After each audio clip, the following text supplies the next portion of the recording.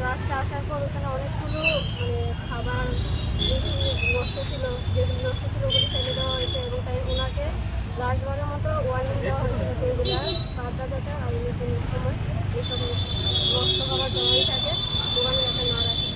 আমরা যেটা করি ওনাকে প্রথমত একবার আমরা চান্স দিই যে আপনি এগুলি কারেকশন করেন, যদি না করে তারপরে আমরা কোনো ফার্দার যখন অ্যাকশন নেওয়া হয়, ফাইনের ব্যাপার হোক বা বদ্ধ করে দেওয়া হোক, ওইগুলি আমরা ফার্দার করি।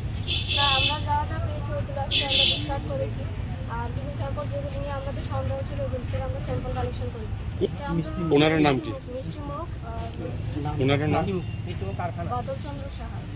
কয়টি দোকান আপনারা অভিযান চালানো? আমরা মিষ্টি দোকান তো একটাই দেখলাম, তারপর কিছু গ্রসারি দোকানও দেখলাম, আর এগুলি চলছে। এই ধরনের অভিযান চলবে, এই ধরনের অভিযান হ্যাঁ, এখন থেকে এগুলি কনস্ট্যান্টলি চলছে। আজকে সব দোকানে আমরা অভিযান চালাচ্ছি।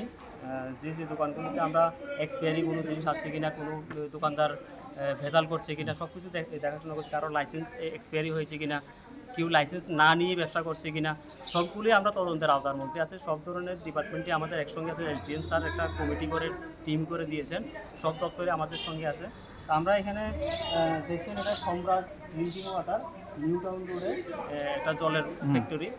তো আমরা দীর্ঘদিন ধরেই কমপ্লেন পেয়ে আসছিলাম যে ওটা কোনো লাইসেন্স আর উইদাউট প্যাকার রেজিস্ট্রেশন লাইসেন্স উনি প্যাকেটিং করছেন। ওনাকে ইনফরমেশন দেওয়া সত্ত্বেও উনি অনেক মানে কি পাওয়ার ইউটিলাইজেশন বা কি যেটা হোক এটা আমরা জানি না, এটা করতে নারাজ বা উনি জানেন না এইভাবে এটা প্রয়োজন নেই, কোথায় আইন আছে, বিভিন্ন ধরনের কোশ্চেন এরাইজ হওয়ার। তো আমরা আজকে দেখলাম অরিজিনালি ওনার কাছে কোনো লাইসেন্স নেই, রেজিস্ট্রেশন ছাড়াই উনি প্যাকেটিং করছেন। তো ওনার আমরা এসডিএম স্যারের কাছে রিপোর্টটা দেবো, দিয়ে এরপরে স্যার যেভাবে ইনস্ট্রাকশন দেবেন আমরা আইনানুক আমরা অনেকগুলো বোতল পড়ে আছে ইউজেবল। তো এগুলো আপনারা এগুলো ইউজড নাকি আনইউজড এগুলো কী করবেন? তো ওরা উত্তেজিত হয়ে গেছে। সিম্পল আসলে বোতলগুলো কি ইউজেবল ছিল? সবগুলো ইউজেবল বোতল।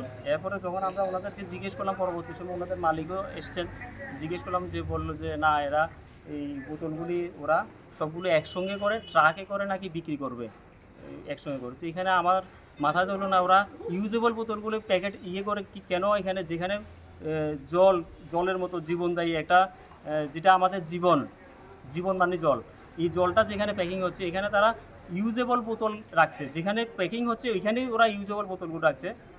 যে বোতলগুলো তারা এখানে রাখতেই পারে না এখানেই ওরা এগুলো রাখছে। এখান থেকে আমার মনে হচ্ছে এগুলো কি আবার রিপ্যাকিং করছে, এটা ঠিক না। আপনারা কি অ্যাকশন নিলেন বলো? এটা দপ্তর, এই ফুড সেফটি দপ্তর আছে, ওরা স্যারের কাছে রিপোর্ট দেবে, এটাও অ্যাকশন হবে।